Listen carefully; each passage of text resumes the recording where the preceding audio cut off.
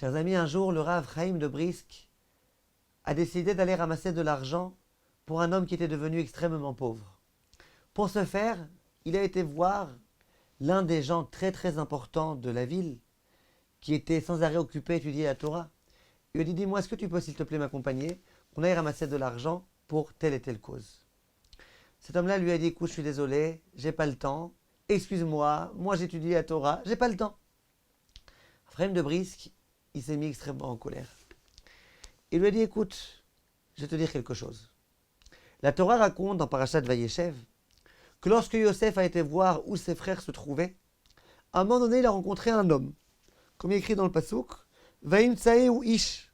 Il a rencontré un Ish, un homme.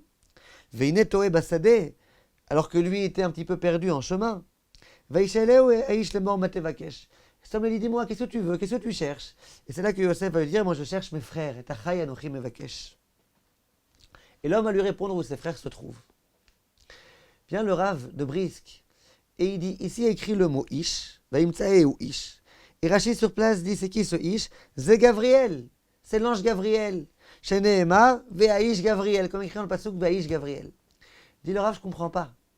Quand il y a ce fameux ange qui est venu se battre avec Yaakov, il est écrit dans le Passouk, Vaïe avec Ish Imo. Il y a un homme qui s'est battu avec lui.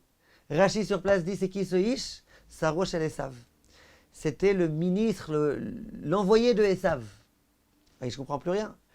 À un endroit, il y a écrit Ish, tu me dis que ce Ish, c'est Gabriel, un ange. À un endroit, tu me dis que Ish, c'est l'émissaire de Esav. Alors, c'est qui ce Ish exactement? Pourquoi dans un cas tu dis comme ci, dans un cas tu dis comme ça?